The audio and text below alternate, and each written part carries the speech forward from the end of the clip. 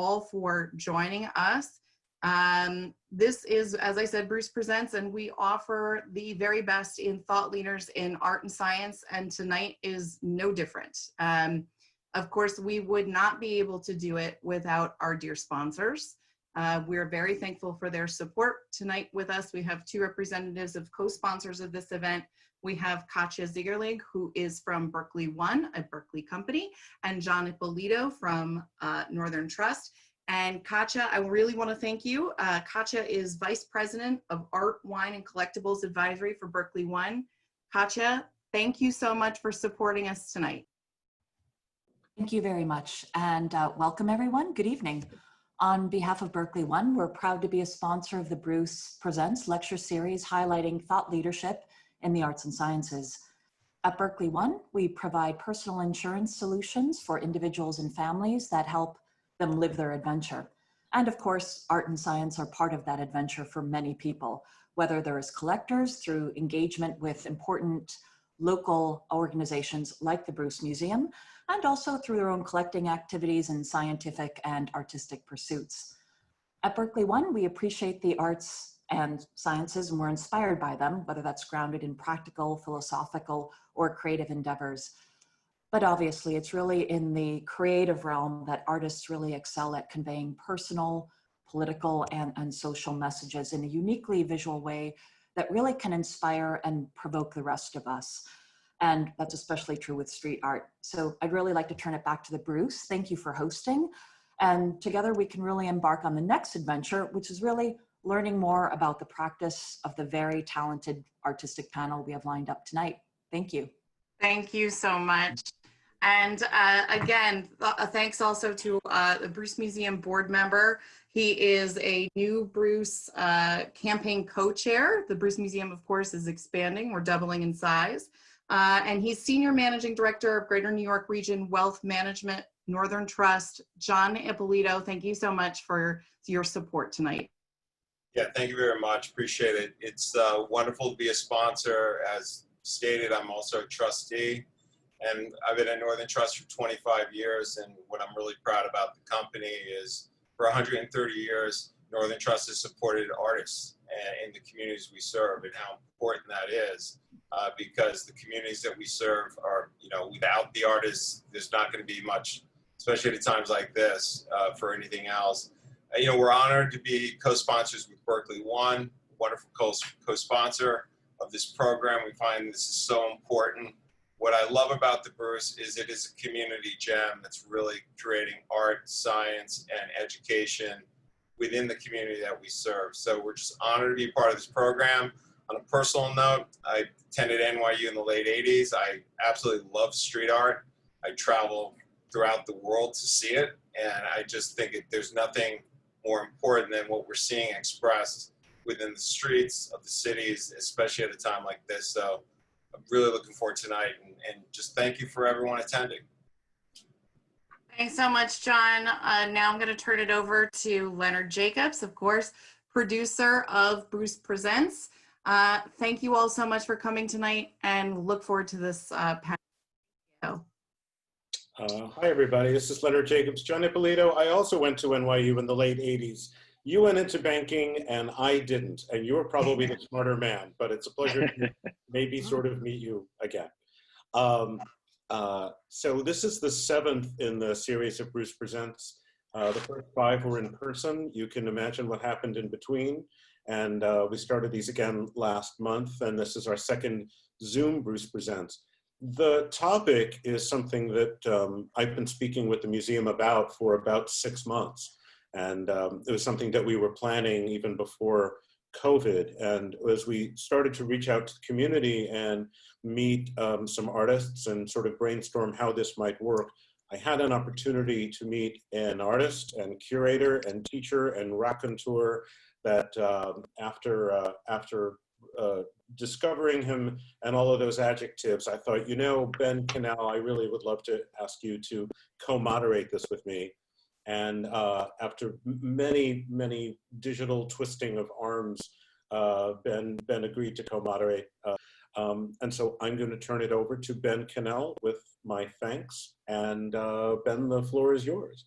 All right. Well, thank you so much, Leonard. And obviously a big thanks to the Bruce Museum. Thrilled to be a part of this. Like you said, artist, multimedia artist, curator. I like to say I create like creative experiences. So installation-based projects or social practice projects that involve the community. Often a lot of students, I do teach art as well and have brought my students to the Bruce Museum. So excited to be here on the panel, especially amongst these people. I mean, I call them friends. They're great artists. They're inspiring. I know them well. So I was quickly, Leonard said it might have took me a little while to join, but as soon as I heard the names, I was in. They're good people in front of us right here. So I think it would be great if we start introducing the artists and hear from them. I get to share screen now. I'm going to share screen. All right. Seventh one, you got it this time. You're good. Right? There you go. So yeah, Anna, if you want to start off introducing yourself, we'd love to hear. Oh, sure. Hello, everybody. It's very exciting to be here tonight with the Bruce Museum and the Greenwich Arts Council. I'm Ana de Orbegoso. I'm a New York-based Peruvian-American interdisciplinary visual artist. My work explores the politics of gender, race, and identity in videos, photography, and multimedia productions that incorporate performance, projections, and audience interaction. Through the use of popular iconography, my aim is to confront the viewer with a mirror as to spark thought and memory. I started doing street projections in a way to support the feminist equal rights movement. I believe that the power of the people is to speak up. Protest and voting are our best tools to get results. So in a way to keep the conversation going, I decided to take my projections to the streets. Hope you have a great night. Thank you. And then I think up next we have Epic Uno. Hi, everybody. I don't think I'm going to top that intro. However, I love what you're doing, Ana, and we need a lot more of you, so I appreciate that. I'm really excited to be here. I go by Epic Uno. I want to thank the Bruce Museum for the opportunity and also the Greenwich Arts Council, who's always been very generous to me. I am a creative director, designer, artist, graffiti writer, muralist. We all wear a lot of different hats, and I'm just really excited to be amongst this group of people some who I've worked with before, some who it's the first time to meet, and I'm really excited to see where this goes and answer questions later, and really excited to be part of this conversation. So thank you. Awesome. And then we have Holly Danger. Unmute. Hi, everybody. I just want to say a big thank you to the Bruce and to everyone on this panel. It's so exciting to be here with all of you guys. I am a video artist based here in Stamford, Connecticut, and I also am an experiential designer. And what that means is that I like to create immersive experiences through video projection art and sound installations that can be used in interiors and exteriors of spaces. A lot of the work I do is very custom, very site-specific to different locations. And I also opened up a space in Stamford called the Danger Gallery to bring this type of work here to Stamford. And I mean, despite COVID, I haven't really had any in-person events, but we started doing twice weekly live stream events. Because another part of my business is that I work doing live performances with the audiovisual projections. So a lot of fun, and I hope you enjoy. I'm excited to share more with this panel. Thanks, Holly. I've got to say I've been to the Danger Gallery a few times, and you do put on incredible experiences there, indoors and outdoors. So very excited. We have the great Jahmane. Jahmane, you're up. Hey, how's it going, everybody? My name is Jahmane. Like Epic and Holly, and I think everybody on the panel, I wear many hats. I got into the world of art. My introduction was obviously, through graffiti and graffiti culture or writing culture. And I never looked back. I've been, a teacher, curator, producer of art events, gallerist for the past 30 some odd years, not to date myself, but and it just keeps getting better. And I'm looking forward to this whole panel. I'm happy that the Bruce has opened, its doors and supplied this platform to talk about, graffiti, street art, and all the nuances, and hopefully introduce, the different philosophies to the people watching in the world abroad. Thank you. Great. And then up next, I think we'll give it over to Tatiana Mori over at the Greenwich Arts Council, who has actually started a couple residencies where two of the artists on the panel were there. So Tatiana? Yes, hi, my name is Tatiana Mori, and I'm the Executive Director of the Greenwich Arts Council. Like just all of us, I do wear many hats, and I've been with the council for just about over 19 years now. And my primary job before was I was the curator of the Benheim Gallery. So I had the pleasure to work with pretty much all of you, and some of them coming to work with. And so today I'm wearing mostly my curator hat because of the platform that I do believe is so important, that we're giving these voices and creating more and more opportunities for the artists to showcase their work. So I'm honored to be here. Thank you to the Bruce Museum. And so I'll turn it over to you, Ben. All right. And last but not least is Yedi Fresh. Me. All right. So my name is Yedi Fresh. I am a Connecticut, New York kind of based artist. I'm a cartoonist, illustrator. I'm a muralist. And my ultimate goal is, comic booking, animation, feature films, animated series. Right now, I have works available at VW Contemporary off the Avenue in Greenwich. And I'm also the artist in residence right now at the Greenwich Arts Council with Tatiana. Great. Awesome. So Leonard. Yes. Yeah. So should we start opening up the conversation and get this going? I think so. I'm looking at our list of topics. I think you've got a great one to start off with. Really wanted to talk about it. Really, we gathered as a group a couple days ago, and we started talking about all the things that we wanted to talk about. One of the sort of foundational ones was the difference, if you will, if there is one, between graffiti and street art, or graffiti versus street art. And Jahmane and Epic, I think you guys should probably kick that off. But we kind of wanted to get everybody in on that conversation because, as we were putting this panel together, it was a question of like, well, am I a street artist? Are you a street artist? What does that mean? Who defines it? Who gets to say? Who gets to make that decision? So I would turn that over to you guys.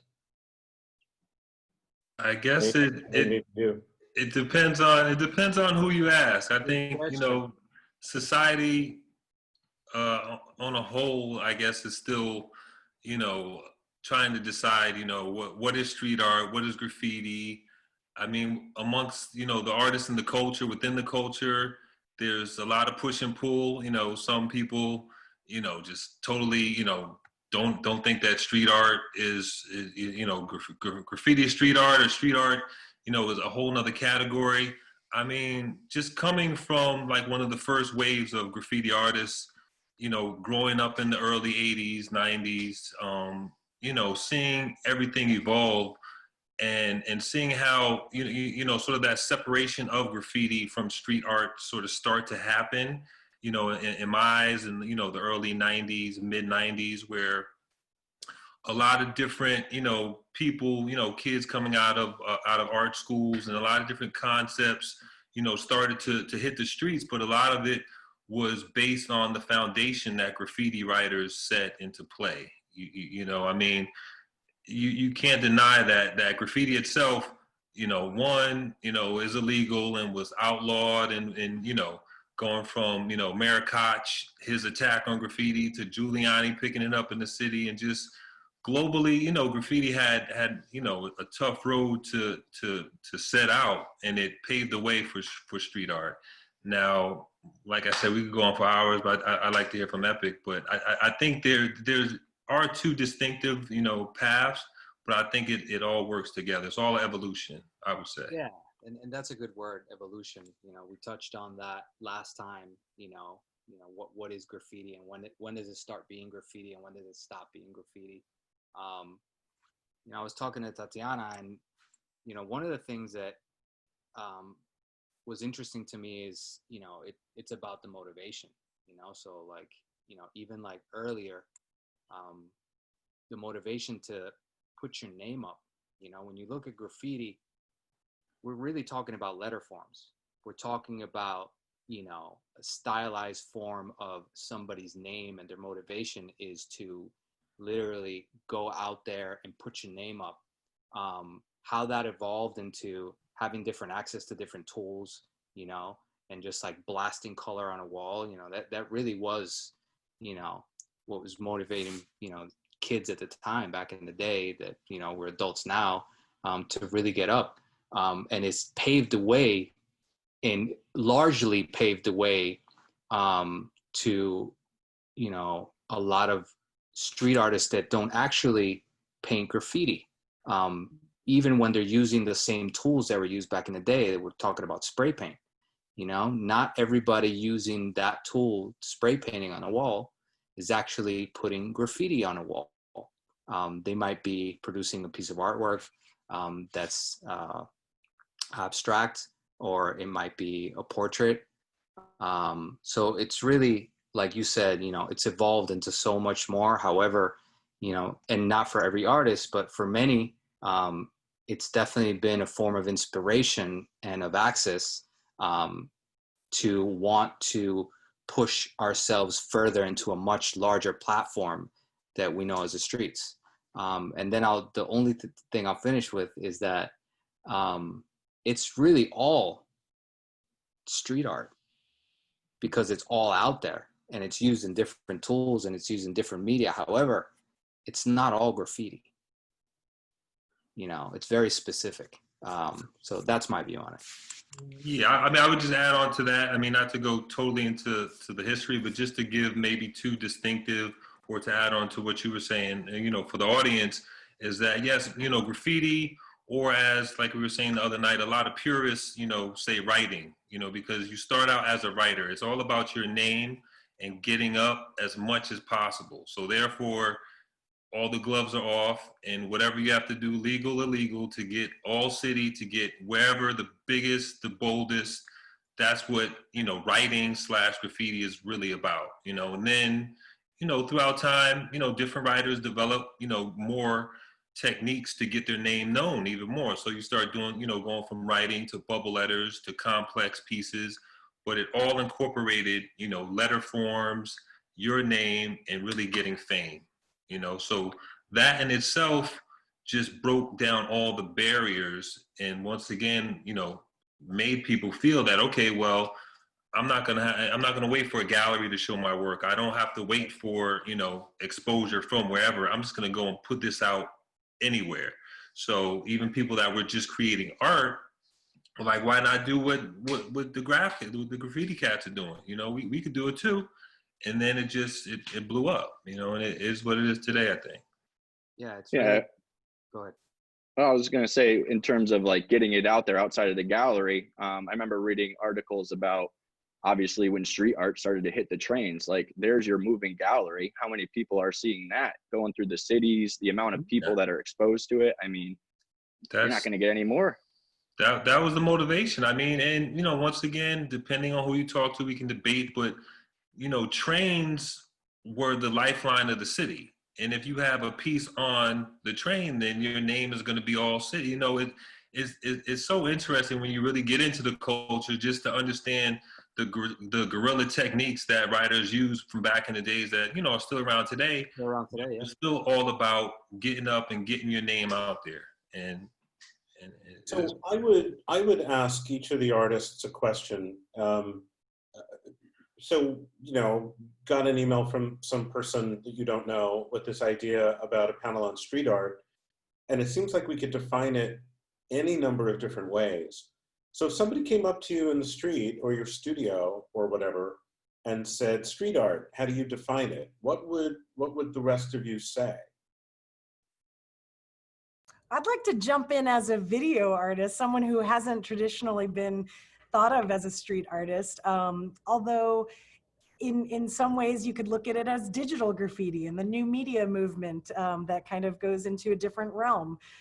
What's exciting about what I do is that I work with light primarily. So whereas maybe Jahmane would have something that would be permanent on a building, I could have something impermanent that only lasts for a special moment and creates an experience just as a one-time thing.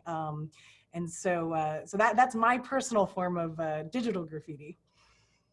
And I mean, Anna, you do something, go ahead, I'm sorry. Well, I was going to say, Anna, I think you mentioned last time you do a similar thing with the smaller projectors. So, you know, you can, the pocket projectors, something that you can carry. I'd be interested to hear more about that as well.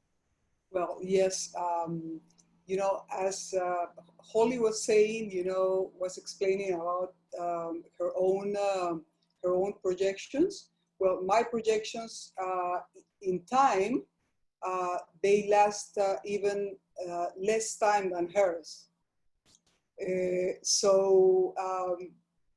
Like I go around, you know, with my little projectors. So they start like the size of a cell phone, and then a little bit bigger, but with a battery.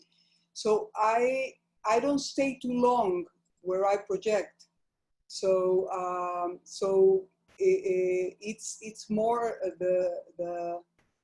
it's more ephemeral, you know, than I think than even writing, you know, not say murals, but on writing. Definitely mine is shorter. Yeah, and I feel that I love how practical it is. That is something that I have in my pocket. I go, you know, and wherever I am, so I can be in a public space, in a restaurant, in a museum, or whatever, you know, and it's a bit. I imagine that it's a bit like what the kids, not only the kids actually, feel when they're, you know, doing also playing video games. It's sort of like that, yeah. So yeah, time is shorter for me. Yeah. Yedi? I guess the way I would describe street art to just an average person is it's almost like music. There's a musician, but that musician could be a street performer, right? So whatever their world is, they're gonna bring it to your world, right? If you're a hungry enough artist, you're not just gonna play one game, you're gonna play the whole game, right? So from my perspective, for me personally, I can only speak on my behalf. So I have roots in hip hop, so I understand, you know, I have friends that are just straight graph, you know, like, and they tell me, if you're not painting trains, you're not writing, right? So from my perspective, I'm the character guy, you know? And I would just do productions and do backgrounds and characters and just, you know, spruce things up a little bit, right? So for me, it's more for me just about bringing my world to your world. So while you're walking through your world and you come across one of my murals, you walk into my world for a second, and there's that moment of like, wow, inspiration, sense of relief. Maybe the world stops for a second for you. And for me, that's what it is. You know, it's that moment of like, you know, we live in this blank matrix, these little boxes everywhere that people live in. And then all of a sudden art is splashed on it.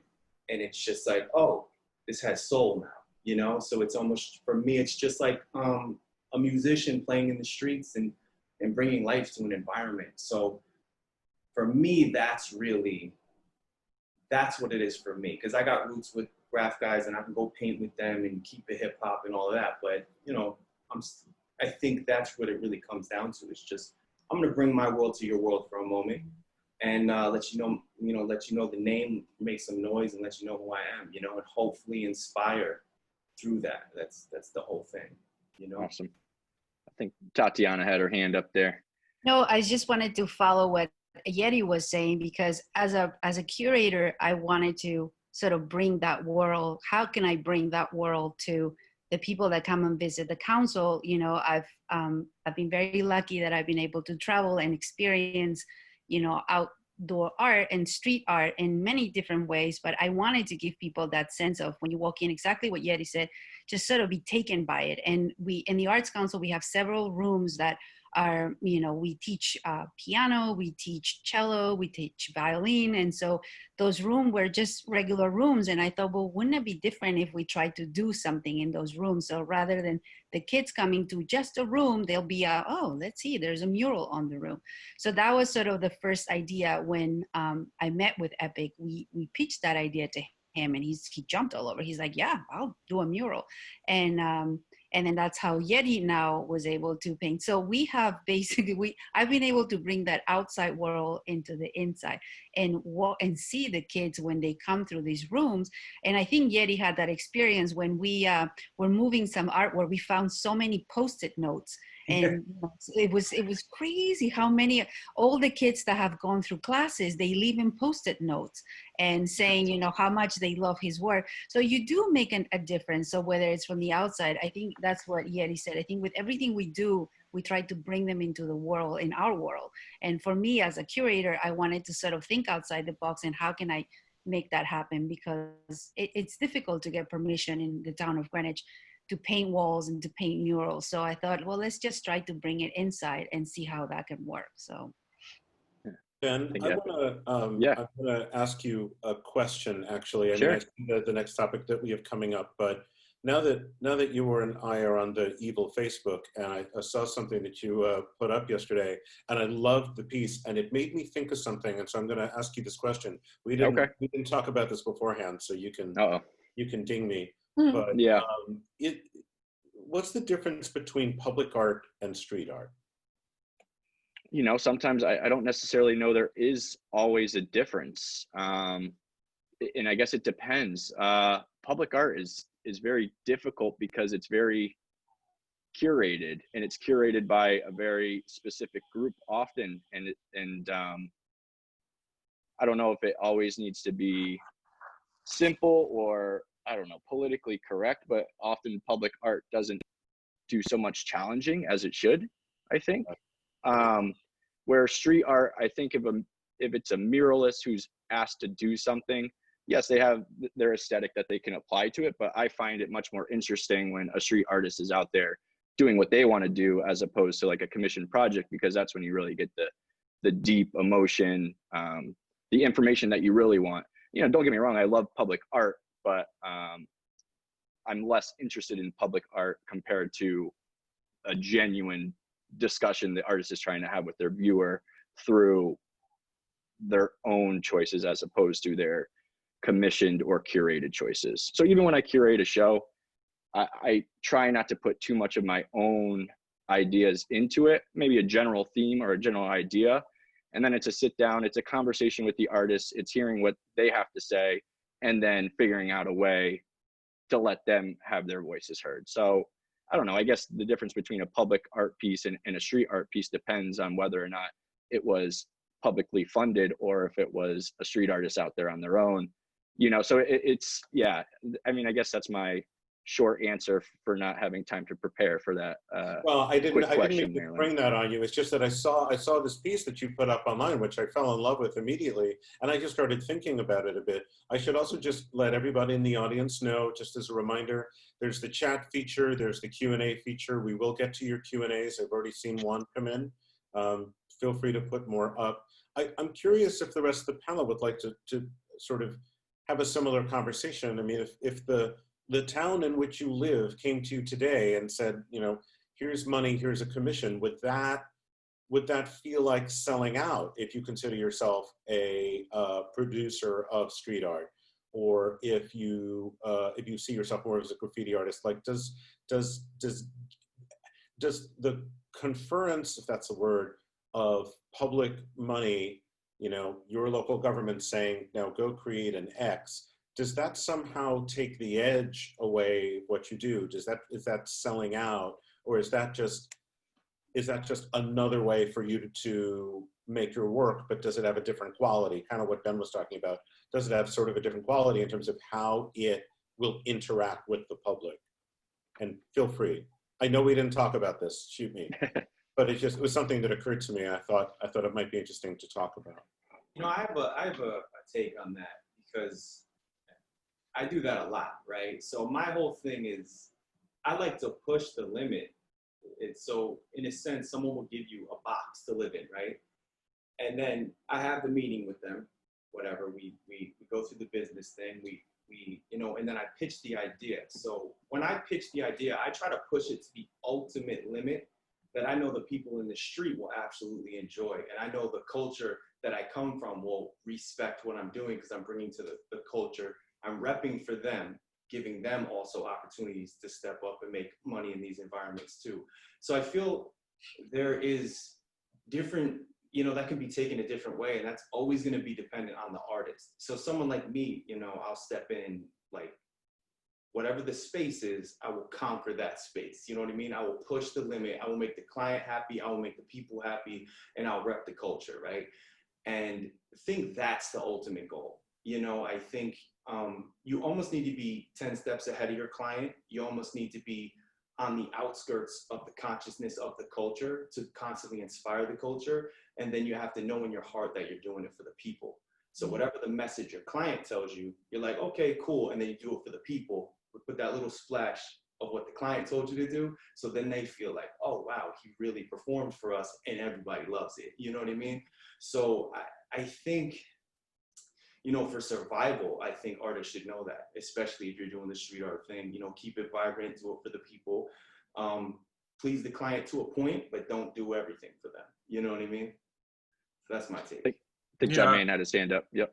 I would say the same thing. I mean, it may depend on where you are in your career, as an artist. I know a lot of young artists, because I was one and I felt the same way, at a certain time where, there's the concept of selling out and, are you doing it just for the money and all that? But in reality, this is what you do. This is what I do. If I was a plumber and I worked, at some official place, but then I needed to go someplace and fix another pipe over here, I'm not going to say, well, I just do this. Like, I'm universal. This is what I do. And I need to be able to, one, like Eddie said, survive off of this, and this is my craft, and still have a certain level of integrity in what you do.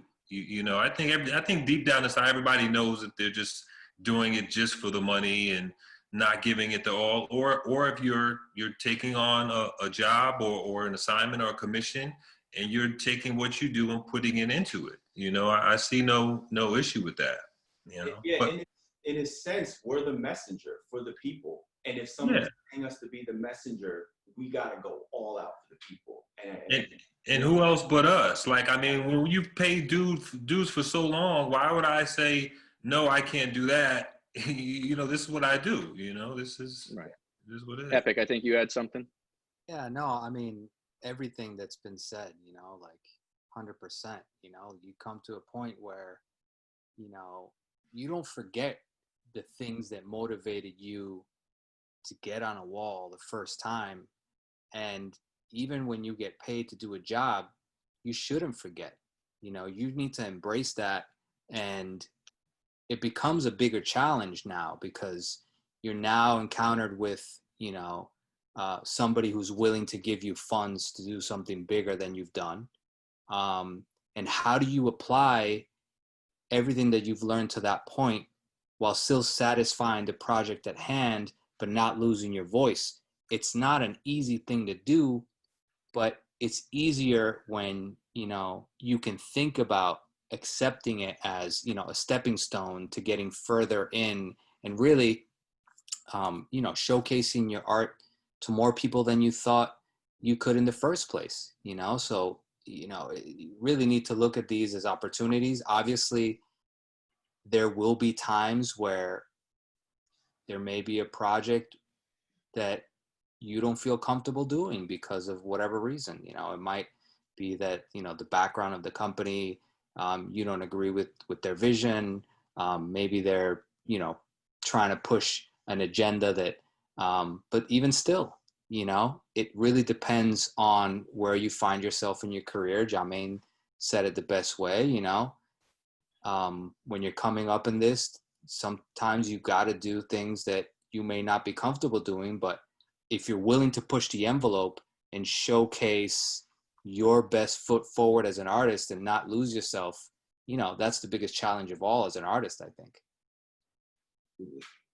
Ollie, Anna, I'm just curious, and Tatiana, I really want to talk to you about it from a curatorial point of view. But I mean, Anna, I mean, when I was introduced to your work, I love what you do. A lot of it is, if I may, political. It's got a point of view. Some might say, depending on where you project, it could be subversive. Some people might say. You know, what's your take on the idea of, you know, government saying, "Here's money, go do a thing"? Does that? And I know that you've shown in Peru quite a bit, right? You talked about that when we first spoke. So I'm just kind of curious what you think.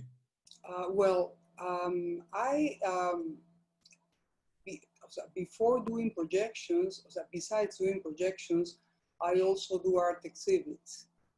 And in that, I have a line. And if I would be doing commercial art, then it's not on my control. But as an artist, I can decide, in my situation, I can decide what I do, and usually never compromise. I can understand that some works are better in one space than others, but I haven't changed my line of working. But yes, when you do a commissioned art, as a muralist, you know, as a street art artist, I think the situation is different. It's different from a fine art, also from doing fine art photography than doing street art, definitely. Mm-hmm.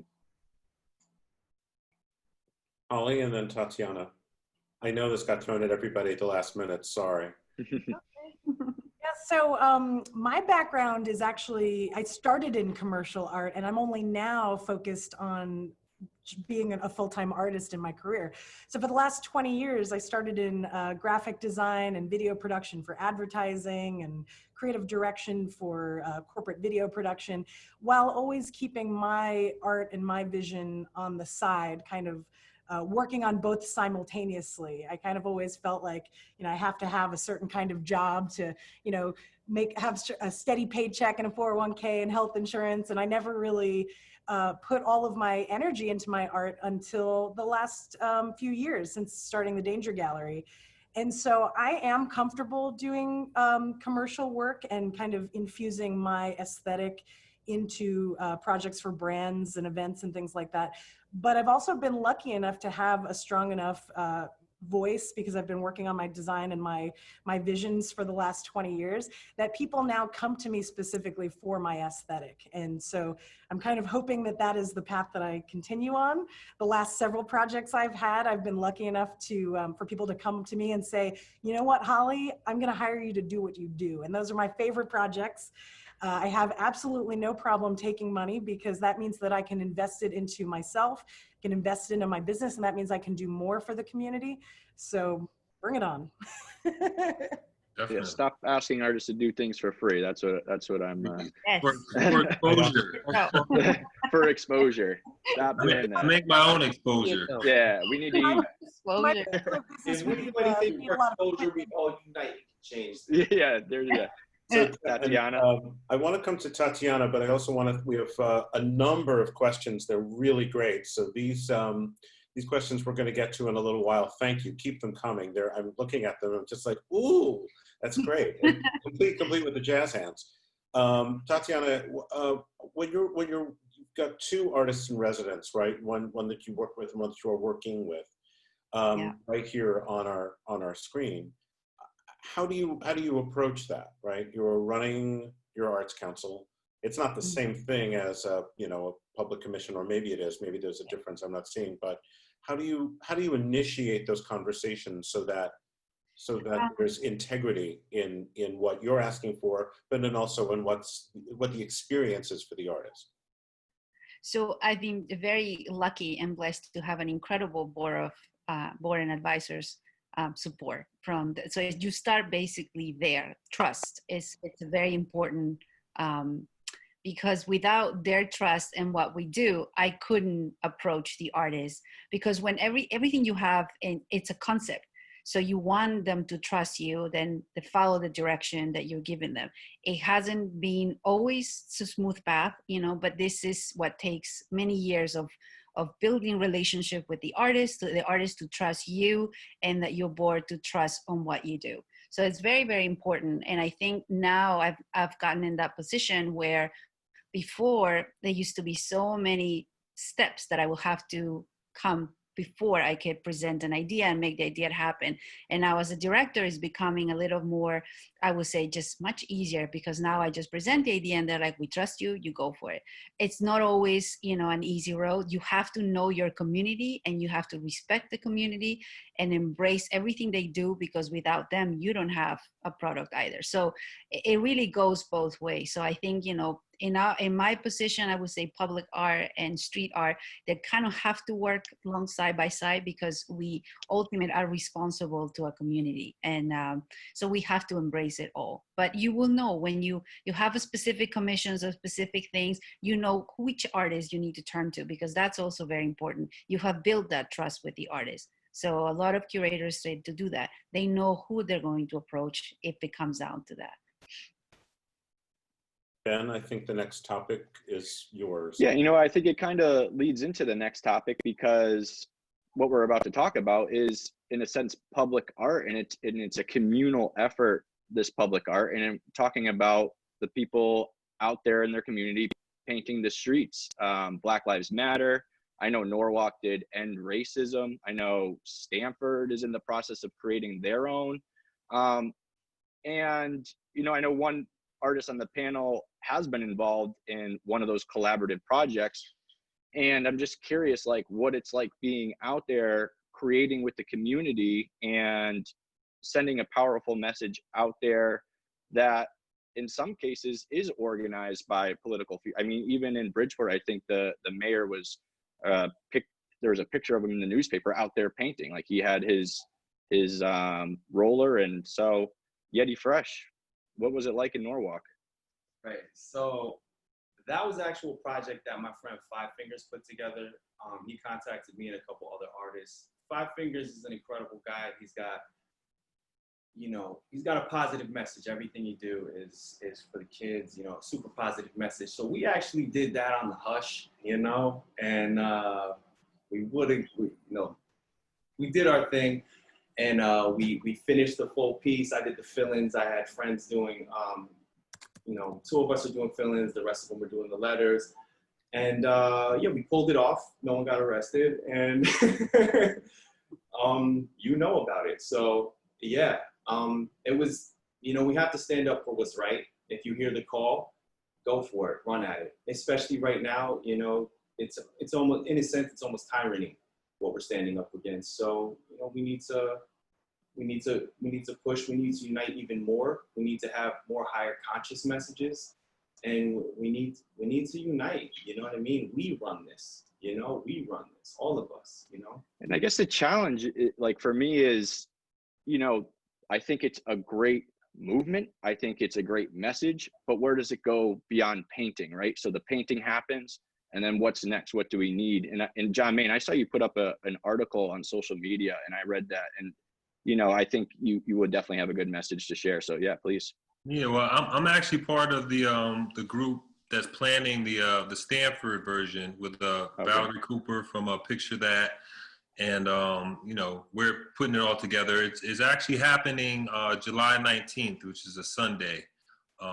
You know, we're sort of putting it together. It's happening as we speak, but most likely to happen that date, if you know, all things considered. But yeah, I mean, I have mixed feelings about it. You know, I mean, granted, one, street art or just public art obviously is the most effective form of art. You know, I think when you want to get a message out, you know, give me some paint, give me something to write with, I'm going out and putting the message out. It's not an ad in the Times. It's not anything. I'm going to put it out on the street, directly engaging with the people. So it's only natural that when things happen, when public, you know, or you know, civil unrest or whatever happens, that the people take that art and use it for, to voice, their opinions. But like, where do we go from there? I mean, I'm more interested in it not just being a release valve, but being, something that could ignite or should be igniting, much, bigger directions, for people to go. I mean, as much as like I said, to double down, I mean, as much as I love to see it, but to me, it's almost becoming a little cliche now, even within this short, amount of time. It's like, how colorful or how, creative we can get, it's almost being too creative, because the subject is so real, it's almost turning into, a novelty at a certain point, unless you have a plan to really back things up. And that's what, a lot of people I think are working on. I mean, it's a good, it's a good eye opener. But there has to be, a much bigger plan, I think. Yeah. I just, political art, it's great. And I think sometimes and too often it just stops at the art and doesn't go beyond that. And then you see, artists are working in social practice.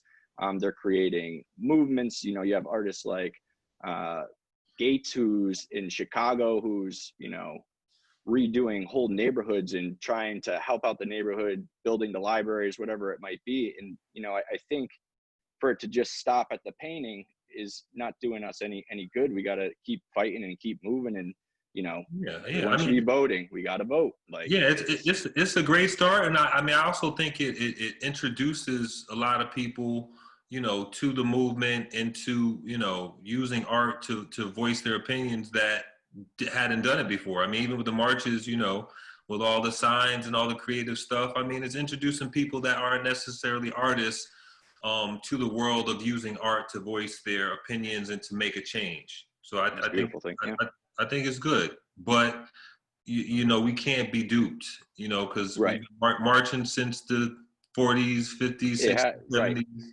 And now, but I think now is a time where I think we could get some real change. We'll see. I got something to say on that. I feel all the art and, everyone painting the streets. I think that's really important for the children right now to see hope. The children. But the people who've already lived through this, like, we got to change things. So the art is cool. It's raising awareness, but, that's just the cover of the album. There's a whole thing behind that, right? Yeah. And I feel that, as the artists, we also have to speak our minds. We also have to, we can't just put the art out and have a message. We have to live that. And all artists know, like, when you look at a little gang of artists, we're all walks of life. We're all across the board, right? So we live that anyway. We have to be a message to these other people. We need to make noise. We need to make moves. People need to see our peers, see how we get down. And, artwork is a language in a sense. We need to raise that, consciousness for other people to see that and be aware of this. Because, that whole movement, who funds it, where does it come from, and where is it going? Is there an agenda? And, I'm not going to speak anything else on that, but, like, if you can read between the lines, you already know, I think as the artists, we need to raise consciousness. I think all these murals and all this stuff is powerful for the very young children to see hope, but we have to make a change now. You're right. I think that's a good place for that. I mean, I kind of want to move on to the next conversation, the next talking point, because we're going to eventually get to the Q&A, but it's 2020 and we've been hit with a lot of stuff this year. We're in a pandemic, and that's why we're doing this over Zoom and not at the Bruce Museum. And I think like a good conversation to have is like, what are you as artists doing in response to the pandemic? Like, how has your artwork changed? Are you on the streets? Are you, and Holly mentioned it in the beginning there, talking a little bit about how she's readdressing and reapproaching her artwork. And I think it would be great to hear a little bit about from each of you. Has your artwork changed, since we've gone into this pandemic? Yeah, I'll start and say that, for me personally, creating installations and experiences and performances all of my work is meant to be a shared experience in an environment full of people. And so as soon as the pandemic started, my business came to a complete pause or, cancellations across the board. And so I really did have to kind of still feel positive and kind of do a creative pivot. And so one of the things I wanted to do was bring the type of installation work that I do inside the gallery into people's homes. So based on some of my actual installations that I've created, I created audio visual loops that you could actually play through your television. And I did 3 different loops that were each 20-minute long, kind of like meditation intervals that you could kind of put on in your home to kind of transform the mood from a sound perspective, from a visual standpoint. And so that's kind of been a new avenue for me that I never thought that I would end up creating. And that's been really successful. It's been really fun. I actually can see myself doing an entire series of these moving forward. And then in addition to that, I started doing an audiovisual live stream show from my living room. I actually took all of the gallery equipment, brought it home, set up everything in the living room. And I want to give a shout out to some of my friends that are who are participating and are attendees on this call right now, because we developed such a great audience of regulars that would join us each week. And we did an hour-long kind of like DJ, VJ show where I kind of share a peek into my creative process from a performance standpoint. And it's been really fun to kind of share that creativity with people, to bring light and beauty to people's lives in a time when we're all just kind of feeling horrible and can't go outside and don't have means of connection. And so I was kind of trying to create a means of connection for all of us. And it's working. We're still doing it. I've done 20, I think this Saturday will be our 28th show. It's actually more shows than I ever did in the Danger Gallery. Because I guess this medium allows us to be very experimental, and it also kind of gives you a freedom to kind of do whatever you want and keep iterating. And so it's been a lot of fun. We do it every Wednesday and Saturday night on YouTube and Facebook at my name, at Holly Danger. And yeah, we invite you to check it out if anybody is interested. Before anybody else talks, in the chat a while ago, Kimberly Taylor Cross wrote, "Bring it on," all in caps, quoting Holly Danger. So that is the theme of the night. Bring it on! Exclamation point. Anyway, love it. Quick shout out to Kim, because she's one of our first friends that started joining our panels and I think she's been a part of all 30 of our shows so far. So shout out to Kim. Love it. Anybody else? Has your practice changed at all? And I gotta say, like, I have a lot of artist friends that said, you know what, I'm just exhausted. Like, and I don't think there's anything wrong with taking a little bit of break when you need to take a little bit of a break. So maybe that's what it was. But yeah, has anybody's practice changed? Yeah, I would say that. I mean, it slowed things down a little bit for me. I mean, when I work on different collections. So I may have 4 or 5 different collections of art that I'm working on. But, just with being quarantined and the kids home and, just having to put everything, on standstill for a minute, it helps you sort of, just think about what you are creating. I mean, I think in the back of everybody's mind somewhere, there was the thought of, I could get sick and die maybe. It was like, so what is the future? What am I going to create going forward? Like, this could be the big one. Like, that's peace. Yeah. Maybe I should just slow down and think, just become more connected with the art and what I create and how I go about creating and what I put into the future. I mean, that was a personal introspective.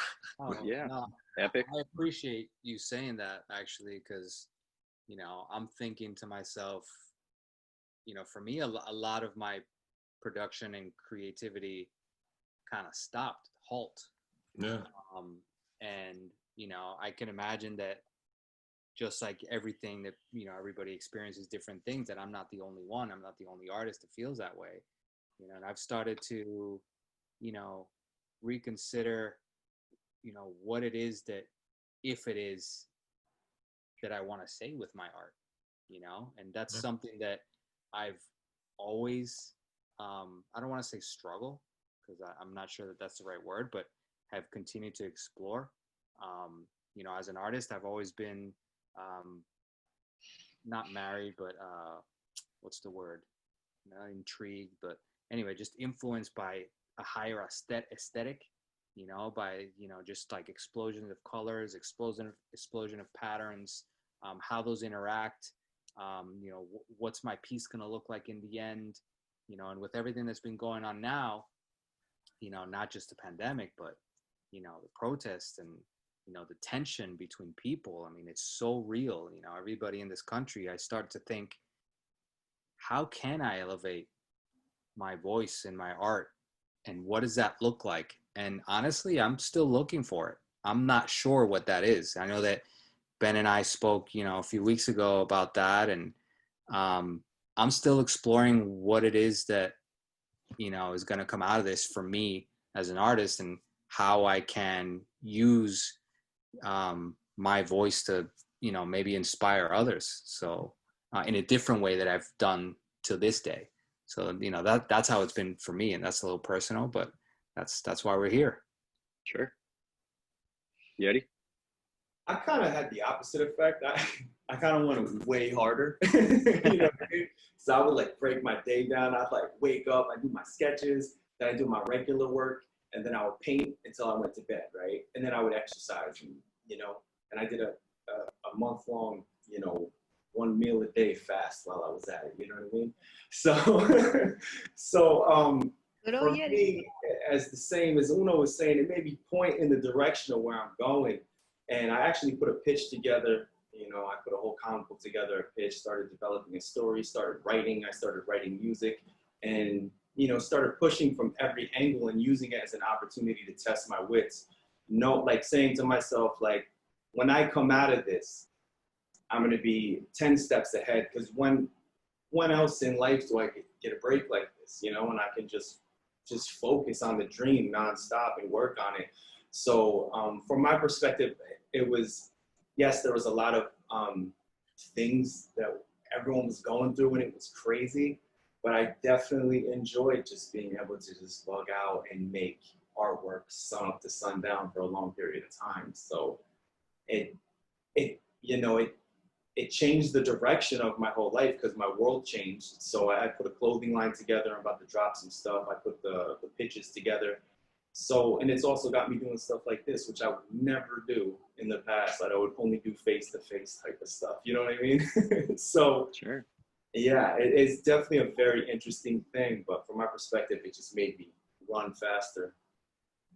Can I also add to that and say that I feel like art really helps you deal with things that are really stressful. And like, for me, I kind of, Yedi, I kind of had your approach too, where I couldn't stop working, because if I did, I feel like I would get really depressed.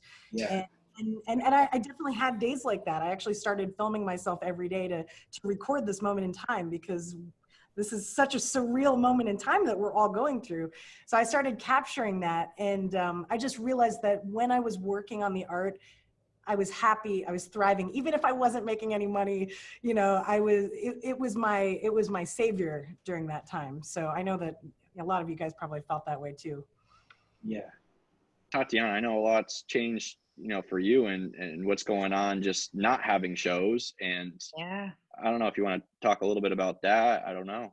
It was, you know, you sort of have to, the second we were told that we had to close to the public, which was, never forget, Thursday, I think it was March 5th. It was on a Thursday. I know it couldn't be March 5th, but somewhere around there. And, you know, it was very strange feeling. And I think like many of us, you know, we all just left and thought, okay, well, probably be a couple weeks. And then a couple weeks turned to like 3 weeks, and then 4 weeks, month later. And, you know, I remember getting the call from the show we had, and then the artist had to remove the artwork. And so we sort of tried to get back into the building to remove the artwork. And it was just such a strange feeling. And, you know, we have planned shows for the year, and just like everybody's galleries and museums, you kind of now have gotten to the point where you're gonna have to stop thinking about what your next show would be, because you sort of have to find ways where the world somehow is going to reactivate somehow, and then you can start planning. Because right now we have moved shows so much that you know, you don't want to keep doing that to either. So it is a very strange feeling to walk through the galleries. There's no art. There hasn't been anything in 4 months. And you know, we don't know yet when we can put art back. Yedi was there not long ago, and we were talking about that, how there was an eerie feeling to it, because you're so accustomed for the last 20 years of my life is every day is surrounded by art, and now it's just stopped. There's no music, there's no dance. You know, the Arts Council has dance lessons and music and ballet, and all of that has stopped, and it is an empty feeling if somehow, you know, becomes. And now the music, it's my 3-year-old sometimes crying in the background, and I've learned to embrace that, because that's just become beautiful music. You have to work with that kind of noise, and you know, learn to not take it so bad. At the beginning it was hard, but now it's, you know, it's the new sort of Raise your hand like you want to talk. yeah. Well, you know, for me, right before the pandemic, I was really focusing out, doing projections in the street. And then all of a sudden, you know, I found myself locked in my house, and I couldn't go to the street. So I started focusing inward and inside of myself and inside of my space. So I started using my apartment and the view out of my window as my canvas, you know, for my projections and for my expression. So first I started projecting to a wall outside my apartment, messages of support to people in general. And then I moved to abused women who were locked in their house with the abuser, in the hope that they would see it and call the number I had put in, you know, in the message for help. And then when the Black movement started, I showed my support, you know, through these messages. But at one point I turned to my own experience also in the apartment and focused on my nostalgia, you know, for life before the corona. And I projected images all over my apartment of good time spent in water, because water represents freedom to me. So I juxtaposed that with the incessant hand washing with water that was a big meaning now. So I made an art video of this experience, and now I'm ready to go to the streets again. Yeah, I think your artwork is so powerful, and you always have like a strong message behind it. And I didn't see that piece that you're talking about with the domestic dispute, and so relevant. And I just wonder, you know, you're working with new media, you're working with projection, and where do you see street art going? Like the evolution of street art, projecting from windows, where does it go next? New territories? Well, you know, I see that with that the digital is the technology. Street art is using every technology there is out there, you know. So it's evolving incredibly, and I think that whatever we have, whatever is used right now is still gonna be used, because it needs to exist. We need the presence of writers, of muralists. We need the presence of everything out there. It's not just a trend, you know, it's an addition to the whole pile. So definitely, but it's true that there's what is happening right now is that there are more languages out there. But everything has to keep on existing, you know? Because at the end, actually, the idea is that I think that art right now is so immersed, you know, in the cities that living has become a very artsy experience, and by that create, I hope, a more conscious, a more human being, you know? Absolutely. We are just a couple minutes past 8. We can probably, Ben, if you want, I could probably start getting to some questions. We have some fantastic questions. I do think that this last topic answered part of one of them, but shall we open it up? Yeah, let's do it. I'm trying to figure out how to open it, so why don't you start? I will start. So actually, I want to start with one where I responded to the people who posted because it was great. There's been a lot of use of the phrase "the people."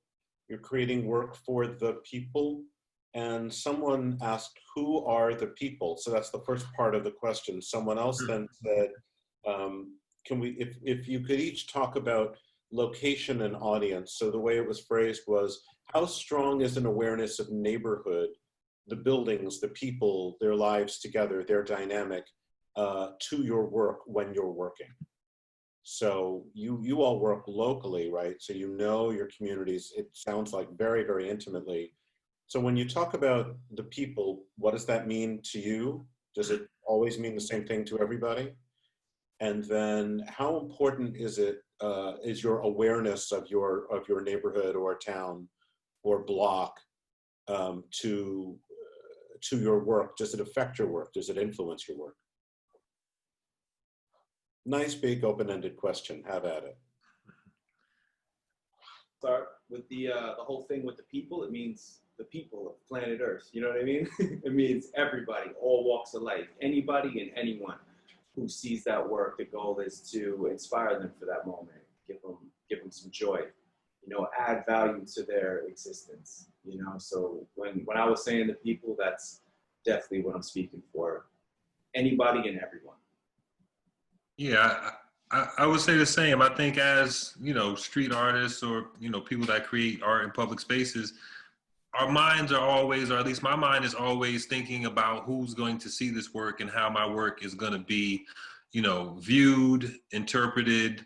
You know, it's part of even the creation of the work. You know, I think, you know, a lot of people just want to create work for them, but I think once you consciously create work to go in public spaces, you automatically think of who's seeing and who's gonna, you know, get your message out of that work. And the best way to phrase it, I think, is just the people, the viewers, the audience.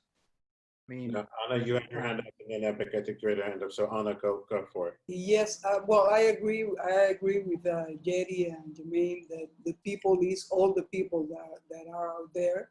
I started doing the street projections with the idea of taking messages to unusual places where usually you don't necessarily see them. You know, like it's true that we see messages in the street, but you don't see messages, let's say, at certain times of the night, and that they appear and they disappear. You know, like to take by surprise, you know, is the streets. And if I'm in any public space, you know, to send a message that everybody can see, and then from where this came from. O sea, the practicality actually of doing it with digital, with projectors, for me was the key of it. You know, to take messages to unusual places. And you know, in order to create an awareness, you know, and because usually I would be seeing the news, let's say, in the internet, and then the page will go to another page, and what I was reading was gone. So I thought, okay, you know, why not take it out to the streets? You know, where they are not expecting to see these, you know, on certain places. And Epic, I think you had your hand up as well. Yeah. I mean, you know, I would be lying if a lot of times my motivation wasn't to simply express myself with something that I wanted to paint. Because of the experience that I have as an artist doing it, you know, like for me, you know, it's a high to get up there and, you know, and paint with the spray can and be doing my lines and getting, you know, satisfaction by, like, you know, from like 1 inch to the next. However, I'm always amazed and surprised, we're talking about the people, you know, that the artwork that we leave behind is an ongoing conversation that always evolves, and we don't know what it is. But if I can't tell you the joy that the people living across the street from places that I've painted, or even like a block away, you know, the joy that they feel when they come up to you and they're like, man, you know, we love your piece. And they live with it every day, you know, like we go and I'll paint a new spot, or sometimes an evolving spot that I paint like every year or every other year. And for me, it's, you know, I was there for 12 hours, right? But for the people who live there, you know, they're seeing that every day. And for them to see that punch of color and, you know, something that they wouldn't imagine seeing on the wall, it really brings them this happiness that you leave behind and you don't even like expect. So the people, sometimes it's just this like cluster of community of all the different places that you go. And I think that's a lot more powerful than, you know, when I post on social media and I might have like 10 or 15,000 followers that, you know, they see it, great, but they're not living it every day. So it's very different and it's very personal. That's it. That's all I got. Ben? Yeah, I mean, I think the question's bigger than that. I mean, yes, we are creating art for the people, but to just say, yes, we're all people. Yes, we're all people, but we're all people in our individual communities. I think a lot of the artists here do paint within their community and they do get feedback from their community prior, but, you know, sometimes people don't like the artwork that's being created. The biggest challenge is being a political artist who's trying to get their name out there is people go into communities that they don't know, put up a piece of artwork, get their name in the newspaper, and then they go on their way. You know, it needs to be a conversation prior to creating a public piece of artwork with your community, not your community. It might not be your community. And you know what, when you go in, that community might not necessarily want you there. So I think maybe that question was as simple as what it was, but to me, it's a much larger question. And it's a question that challenges public art, and it challenges being an artist going into unfamiliar spaces, thinking that their voice is the right voice, but not fully understanding what the community wants or needs. Maybe that community does not want to be gentrified. Maybe that community does not want. So it's a larger question in my mind. Yeah. And it's very challenging. I studied a lot about political art and activist art, and it's quite scary. I mean, there's a lot of contradictions. People think they're doing good, but a lot of times they're not. We're going to put a pin in that, Jah. I think you wanted to say something, but the next question, which I'm actually going to pose to Tatiana, goes to the very heart of what you just said, Ben. But Jah, I thought you wanted to get something in there. Yeah, but it may run long, but I agree with what you know Ben is saying, because I mean, it's a whole conversation about, you know, what art is going in what communities, who is chosen to do particular art, what the art is being used for. Like a lot of times, you know, gentrification is like you get street art, you get Starbucks and the yoga shop, and there goes the neighborhood. You got Brooklyn. Yeah, Williamsburg. You know what I'm saying? Now you got Williamsburg. No offense, but there's this whole chemistry that starts to happen, and street art or public art can be wrapped up in that whole thing. But you know, we can move on. So here comes the next question, and the question was directed to the artists, but I'm actually going to direct it toward you, Tatiana. And the question was for the artists: do you consider yourself a visual activist? But I want to ask you, do you think of these artists as visual activists? Is that a phrase that resonates as a phrase?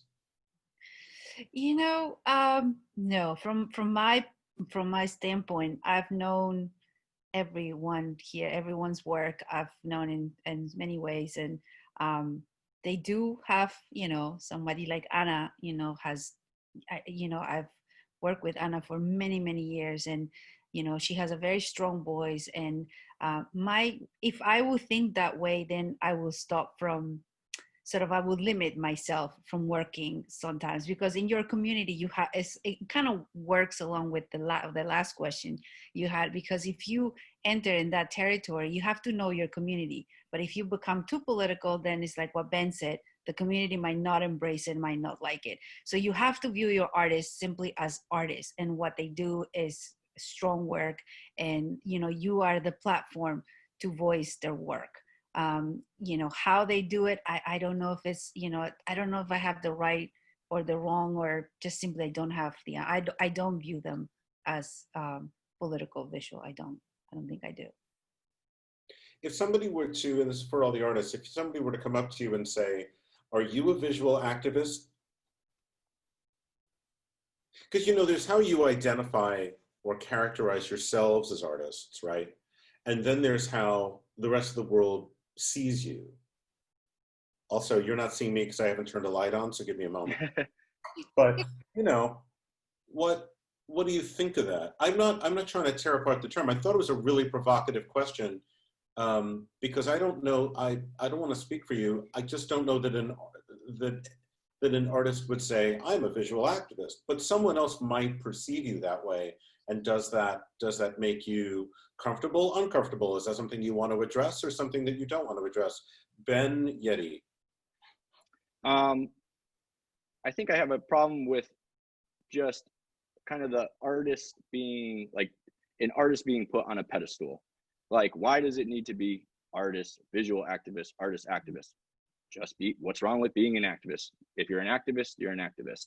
And that's good. I mean, so I think if you are a genuine activist, then you would prefer to be called an activist. And it's not about you, it's about what you're trying to do.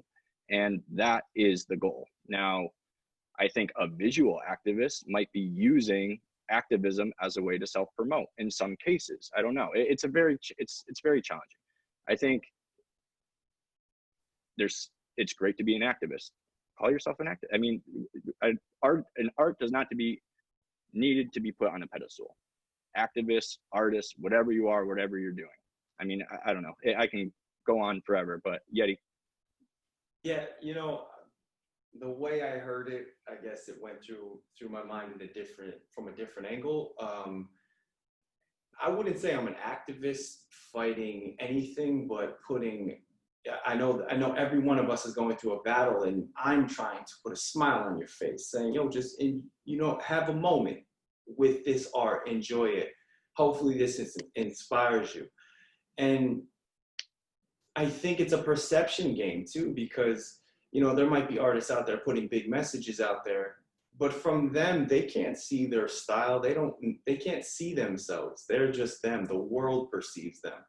So if someone called me a visual activist, I would say I'm activating your visuals. You know what I mean? That's the way my I don't see it as like I'm fighting the power. I mean, I think enjoying your life, smiling, and bringing joy to other people is the ultimate way to fight the power. You know what I mean?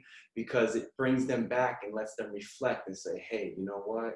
This one person painted this thing and made a change in my life. What could I do that makes a change in someone else's life? Whether it's just in their life, whether it's just in their family. But for me, it's about like just the ripple effect of some sort of positive message. And for me, I use a lot of color therapy in my work that will activate different parts of your emotions and just make you feel good. And that's kind of like my way of being a visual activist, is putting a smile on your face and making you be like, whoa, what was that? So, I think there's a lot of levels to that. I think that's a perception game. And I think an artist can't see their style. I don't think they can see it. For me, people say I got a crazy push style. I can't see it, because it's coming from inside of me, or I'm the channel. I think it's, oh, sorry. No. It's hard to label. I think that Yedi has a good point, and Ben, has you don't want to label that. It's one or the other. I think, you just see it someone with a strong message, because there is a danger in labeling, and using that word. So that's my perspective. So the next question kind of brings together the previous two questions, interestingly. And by the way, I didn't rearrange them. They just came in this way. So let's hear it for organic conversation. How do you feel about the longevity of your work, right? Because Epic, you were talking about you know, somebody has to, living across the street from something that you've made for not a day, but it's a month or a year or longer. So the question was, how do you feel or how do you think about the longevity of your work? If you paint a mural, is it okay if it gets painted over for whatever reason? Is it okay if someone amends it, legally or otherwise? You know what I mean? It's never okay if somebody amends a piece, you know, unless that was a conversation, unless that was meant to be and that was a conversation prior. Yeah, that's a big no-no. However, I mean, coming from like a graffiti background, you know, I'm used to having my walls last however long they're gonna last. Sometimes it lasts a few days, sometimes it don't. Sometimes it lasts a week, sometimes they're up for a month. Whenever I get a space that I know is permanent, is gonna stay up, I mean, that's an amazing feeling. But then it also pushes me to do something much larger that I know can affect, you know, the way the community that it's living in a positive manner. You know, so I'll curate myself a little better to, you know, think, okay, you know, what should I put up here? But yeah, I mean, you know, that's my perspective on it. I think it depends on. Oh, well, I think it depends. I think it depends on what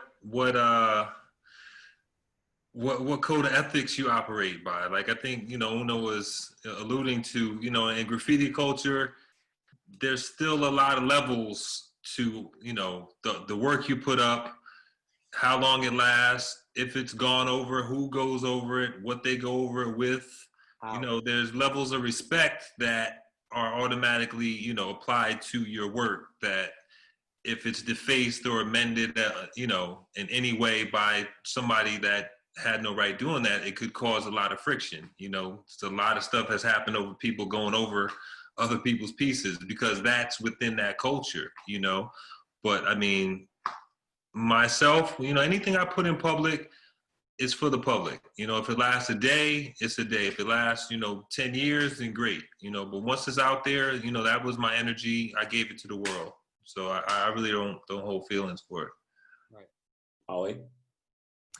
Yeah, I was just going to say, because it's interesting listening to you guys talk about things lasting for a very long time. And from my perspective as a video artist, I really love the fact that my work is meant to just be for the present moment. And so that has been a mantra for me in the way that I look at my work, is it's meant to really be shared, you know, just for a quick moment in time, in the way that life is, you know, and all of our lives are just temporary.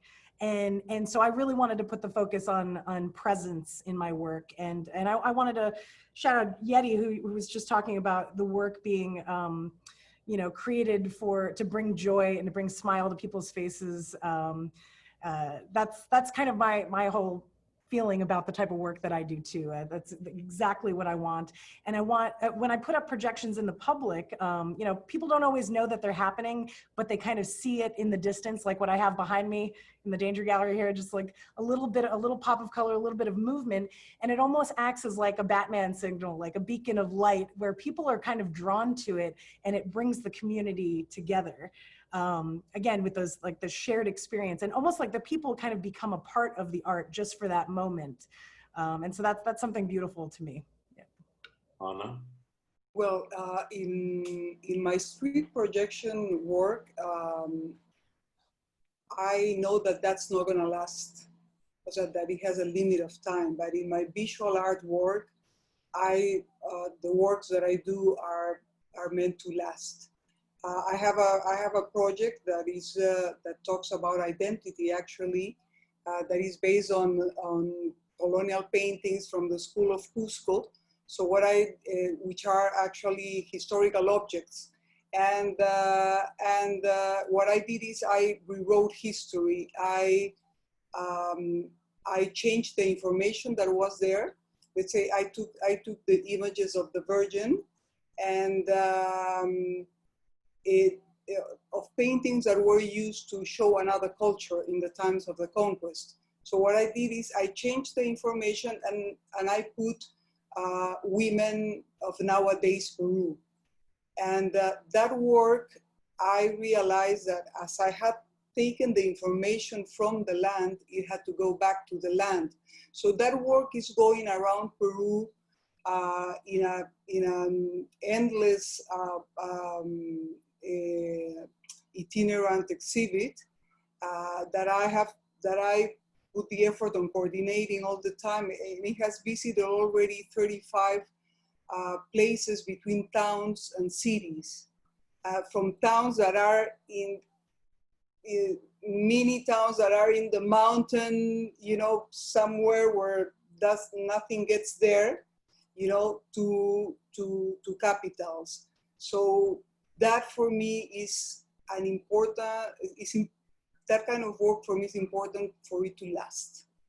So I do put a difference in the work that I'm doing in street projections from the work that I do in my regular visual arts. Mm-hmm.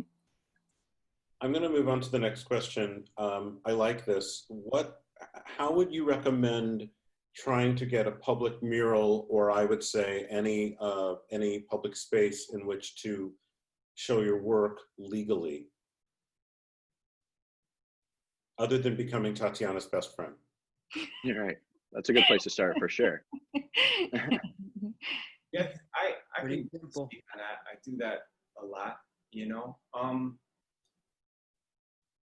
It really depends on the environment. There's a lot of people who want murals all over the place.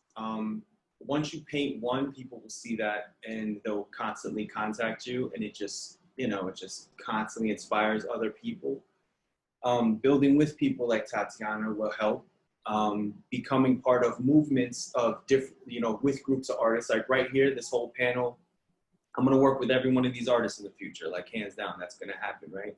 And we're gonna build and unite and create a community, and everybody knows someone, and opportunities open up, and you know, the world gets smaller and smaller, and the arts get bigger and bigger. So it just starts somewhere. Whoever is asking that question, start somewhere, and it will turn into something. It might start with a canvas, which might turn into a mural, which might turn into multiple murals, which might, you know, so you just have to follow the inspiration and follow the process. And it really depends on your environment, you know. So start where you can, and don't be, you know, be fearless when you ask. Do not be afraid to ask for an opportunity to paint. A lot of people will give you an opportunity, you know. Epic, I think you had your hand up, and Ben, I think you had your hand up, right? Yeah. So I turn to you first. I mean, Yedi said it well. I get a lot of kids. I'm gonna try to answer the question and also like touch on a different topic quick, but it's the same. You know, we talked about where do you see the future of, you know, street art or just art in general, art in the streets going. And I get a lot of kids that come up to me that are inspired by what I'm doing or what somebody who I'm painting with is doing, and or even, you know, just people on the street that they ask, "Are you getting paid for this?" You know, and a lot of times I paint for the joy of it. I paint because I got a space, and I just, you know, it's like therapy. So they're surprised that you're not, you know, and then they ask, well, how do you get a space like this? Like, how do you do it? You know, and we talked about community. It's as simple as, you know, finding a building owner and asking the question and not being afraid of, you know, showing if you have some sketches or, you know, some work that you've done. If you're young and you're hungry, you go, and that's as simple as that. You go and you do that. And, you know, 9 times out of 10, you do get a space and you do get that opportunity, and it evolves, you know. And that's where I see, you know, with everything that we're doing here on this panel as artists and all these different medias, you know, we're inspiring constantly, and, you know, the youth is watching, and I just see more of us in the future, you know, a lot more of us, you know. So yeah. Ben, then Tatiana, and then the next question is going to be 2 questions in one. They're very related. So Ben. Okay. I think art can and should be interdisciplinary. I would say I started off strictly as an artist, and my network of people were only artists. But as soon as I branched out into working with, I don't know, like realtors, restaurant owners, banks, I mean, by expanding my network, I have gotten so many more opportunities, and it kind of changed my direction as an artist to, like I said, I create creative experiences now because I work on many different teams where, you know, I worked with the Realty Group, and they were in the process of re-renovating a house. And before they did that, I was able to bring 25 artists in there, and we took full control of the house. Holly did a projection in the garage. We had artists painting the floors. We had an artist cut a huge hole, kind of like Mata Clark, and then did like a mosaic around it. I mean, we really took it to the next level, but sometimes it's just asking. It's amazing how excited sometimes people will get when an artist approaches with an idea, because they want, like, as we're looking for exposure, other people are also looking for exposure and a creative outlet. So my art practice has gone beyond the canvas and into this new realm of combining networks and art experiences. So just ask, go ask, you'll be surprised. Tatiana? Well, I think Ben pretty much said what I wanted to say. It's ask, really, and you know, it's not just also asking, but it's kind of proposing an idea as well, because you don't know what the next person or what the person will do with your idea and take it to, because it might seem impossible, but then it seems possible. So it is our job as curators to think outside the box in how we can bring, you know, the exposure to the max. And you know, Epic and I were the other day just kind of driving around, and we were looking at walls and you know, some sort of on the side of the station, and he was like, do you think that wall would be? And I would be, yeah, well, it doesn't hurt to ask. And he's like, nope, I'm gonna ask. And sometimes it's just that, it's just taking that sort of moment and go with it, because you just never know what it will lead to. So and join an organization like the Arts Council, that would be good too. I've been given the 5-minute warning. We're about 1 minute to 8:30. We'll probably just go a couple. Looked like Jahmane had something important to say. I just wanted to add on, you know, especially for the kids, because, you know, I work with kids a lot, and you know, they're always interested in making that transition of getting, you know, their stuff from their sketchbooks up onto murals. And, you know, I always tell them just to really, you know, practice their craft, study their craft, have examples of work that they can do. I mean, they may need to do, you know, slightly illegal pieces under some, you know, bridges somewhere just to get their chops up, because it's different from just going from a sketchbook to doing big murals. And even if you get the space, you need the talent, and you need, you know, just the wherewithal to make it happen. So, you know, it's definitely about your craft and just showing and proving what you can do. And like Ben and Uno said, a lot of times these developers, they want to see it, especially nowadays. I think everybody is, you know, people are really excited to get, you know, some art or something on their buildings or get involved with street art. So just stick with it and study your craft. So we just have a couple moments. We're going to do this 2 questions in one. To what degree is the content of your work determined by the location? So it's a building wall, it's a train. And then similarly, the other question is, how big is the canvas for street art? There's walls, there's trains, there's public spaces, now there's roads, Black Lives Matter. Are there any limits to what we can consider this kind of work? And actually, there's a third question. I'll get 3 done in one. Earthworks, Christo. Is Christo street art? So feel free. We have, you know, no time, so feel free. I don't know. I don't want to touch on Christo. I mean, I think it's conceptual. I think that goes into another thing. You know, I think we're starting to pile everything into, is it street art? I mean, you could sort of do that, but, you know, I think that's, you know, over there. I mean, I think, once again, as a writer, you know, the spot is everything, depending on, you know, what you want to communicate. You know, I think I'm naturally always looking at spots, you know, whether it's a rooftop, whether it's a wall here, or like, you know, you're always thinking that would be the perfect spot. And then it's like who you want to talk to. Sometimes the perfect spot might be in a tunnel somewhere, that only certain writers will see. So you want to communicate with those people that will find that spot. If you wanted the public to see it and just everybody in the world to see it, then you find the biggest, boldest spot. Sometimes you might just tag on the side of a garbage can, and then somebody run up on you and say, "Yo, I saw your tag under a garbage can." It's like, wow, you saw that? There's a different level of communication just in the spot that you pick to tag or to write. And that's just how I always think. I'll just jump in real quick and say that there's no limit when it comes to projection mapping. Listening to you, Jahmane, talk about the way that you look around the world and see, I do the exact same thing, driving around different, areas of my city, scoping out walls. I do it naturally now, just kind of looking for projects. Yeah. And again, what we were saying before about being proactive and trying to create those projects and pitching them essentially. But yeah, with projection mapping and the right equipment, you can light up buildings, walls, like you're saying, tunnels, anything that you can do, projection. I feel very connected. It does kind of the same. Definitely. Well, and on the other side, with small projectors, you can sneak in wherever, actually. That's right. So I don't create what you guys do, what you Holly do, and all of you.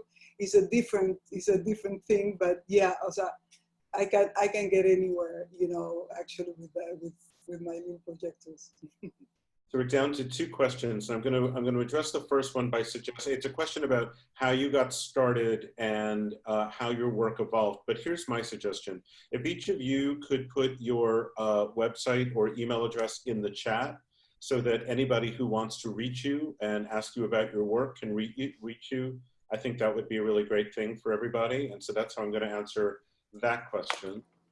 And then the final question, which my friend Suzanne doesn't know I'm going to ask, but it's right here on the Q&A. It's really, how are you all connected to the Bruce Museum and the Greenwich Arts Council? But I'm going to change that slightly. How do you want to be connected to the Bruce Museum and the Greenwich Arts Council going forward? What would you like to see those 2 organizations, institutions do for all of you and your work? You use their influence to leverage opportunities. I mean, I would put it that simple. I think a lot of artists, up and coming artists, there's that push and pull that's happening now. I think a lot of traditional institutions are looking for, what's next and that next wave of art. And I think a lot of up and coming artists are looking to get involved. So I think just somehow, merging the 2 together and using the institutional influence to put us on bigger platforms. That's what I would say. I want to see. I want to see the Bruce Museum, put together a show with all of us where we can, start talking together and seeing how we can evolve a space into bringing forward everything that we've spoken about here tonight. But, visually, I would really love to see something like that, because then it's all about an experience that people can actually go and enjoy in person and then have a conversation with, or even if we're not there, we spoke about how our pieces are conversations. So yeah, I would love to see something like that with this same group. And Ben, my friend, I think you're going to get the last word. Yeah. With the expansion of the Bruce Museum and just in general, we're seeing a lot of museums reaching out to local artists and living artists. And I would love to see more contemporary art and shows that support the talent that's around us. I mean, yes, bring in the blue chips, bring in the big names. That's great. Everybody will see that. But at the same time, support our local artists. We have some talented artists in Connecticut. And if you need names, I can give you hundreds of names. But yeah, I mean, we all have our networks. We all know good artists. We like to think we are good artists. But yeah, support the living artists, contemporary artists, your local artists. Yes, bring in the big names. We'll go check those out too. But put your local artists next to that big name and help them out. That's what I would like to see. So hopefully I still have a gig with the Bruce Museum, Suzanne. I love the Bruce Museum. That's just my, yeah. I turn it over to you. I do think we should thank our sponsors, Berkeley One and Northern Trust. And Suzanne, any final thoughts? I think the only thing I can say is the Bruce Museum is on the edge of starting a new construction project. Go to newbruce.org to learn more about it and to support that effort. And listen, we're going to have a lot of construction fencing up for a while, guys. What can I say? Maybe that's the best to get us all involved. And I love your work. I thank you so much, everyone, for coming. Thanks to our guests. Thanks again to Northern Trust and to Berkeley One for everything. This has been, I think, really, really an informational and fun panel. And I can't wait to see all of you at the Bruce Museum again. Thank you so much. I really appreciate everything.